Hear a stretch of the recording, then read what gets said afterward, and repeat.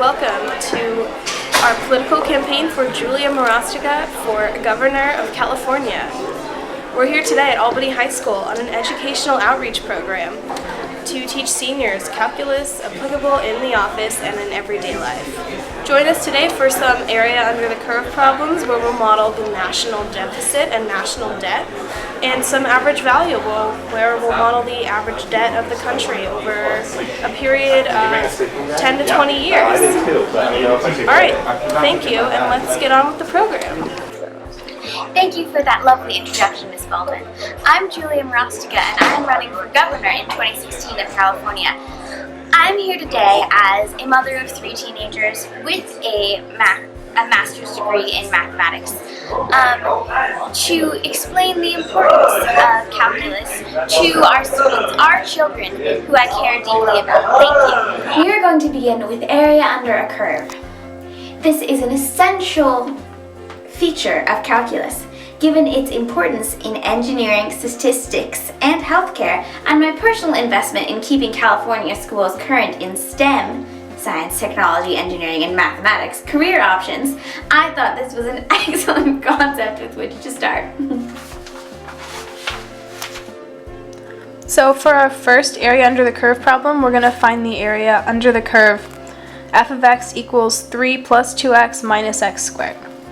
So the first thing I'm going to do is find the limits of integration. We're only going to be finding like the area, the positive area between the graph and the x-axis. So I'm going to find where the graph equals 0, and those will be our limits of integration. So 0 equals 3 plus 2x minus x squared. When you factor that, you get 3 minus x and 1 plus x. Minus x, yes. So that means that x equals 3 and x equals negative 1 for f of x at 0. Okay, so now we know our limits of integration, so I'm going to draw out our integral. So this is from 3 to negative 1, 3 plus 2x minus x squared dx.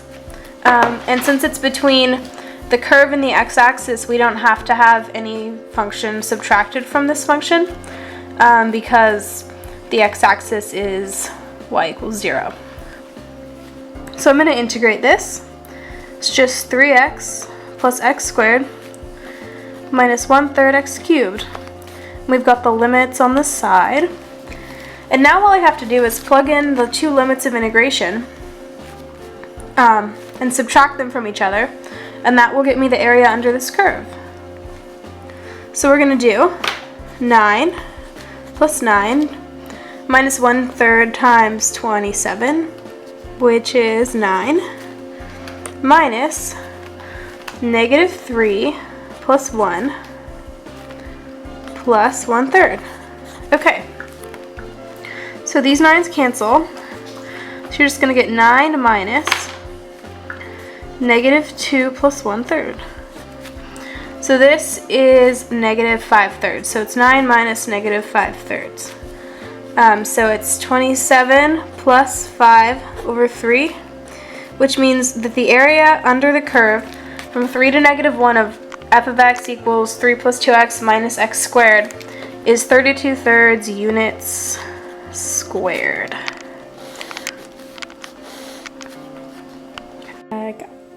Okay, so for our second area under the curve problem, we're going to find the total area between cosine x and the x-axis on the interval 0 to pi.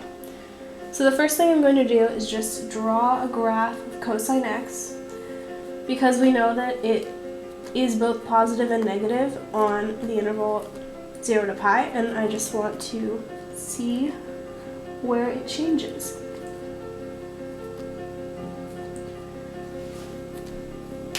Alright, so there's cosine x, so it is positive from 0 to pi over 2, and negative from pi over 2 to pi. So what this means is that when I'm setting up my integral, I'm just going to place an absolute value sign around the integral with the limits pi to pi over 2.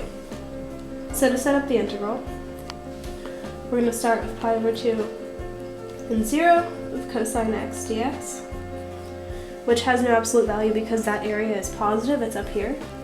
And then we're going to add the absolute value of the integral pi to pi over 2, because that area is negative, it's down here.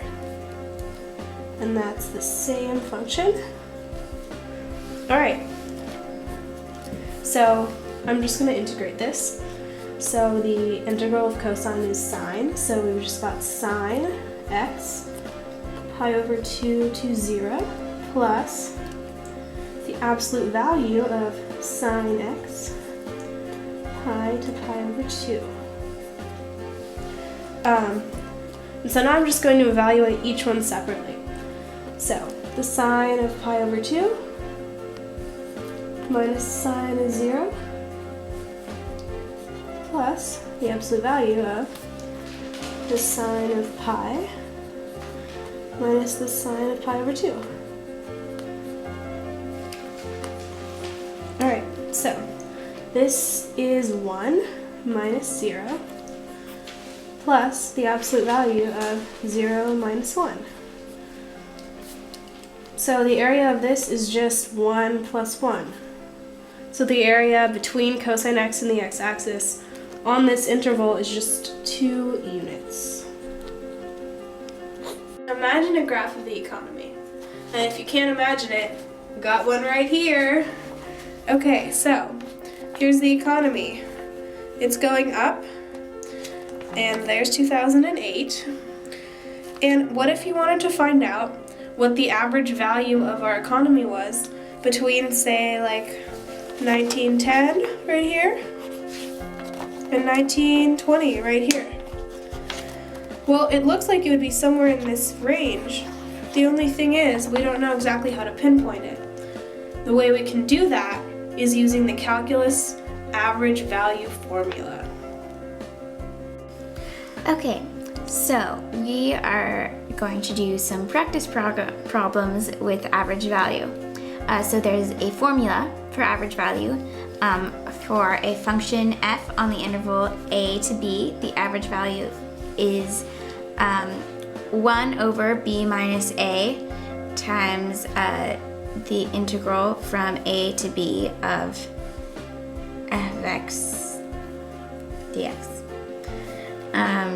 So our first problem is the average value of 1 over x on the interval 1 to 4.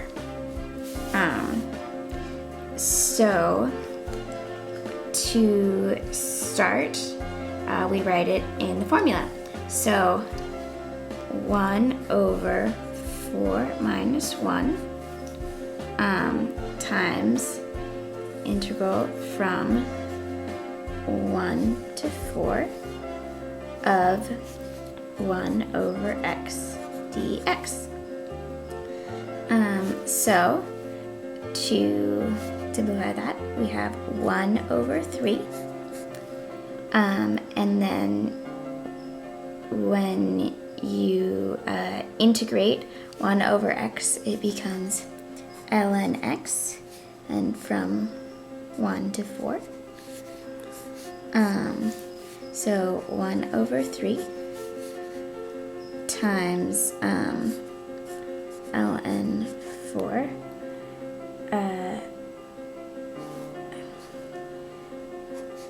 minus ln 1, and since ln of 1 is 0, it's 1/3 ln 4 is the average value of 1 over x on the interval 1 to 4. So our second average value problem is find the average value of 3 over 1 plus x squared on the interval from 1 to 6. So the first thing we do is plug it into the formula. So 1 over 6 minus 1 times integral from 1 to 6 of 3 over 1 plus x squared dx. To make this a little easier, I'm going to rewrite it as 1/5 times the integral from 1 to 6, 3 over 1 plus x to the negative 2 dx, since that's the same thing. And then when we integrate this, we get 1/5 times negative 3 times 1 plus x to the negative 1 from 1 to 6. So we have 1/5 times negative 3 over 1 plus 6 minus negative 3 over 1 plus 1, which is 1/5 times negative 3/7 minus negative 3/2. So, which is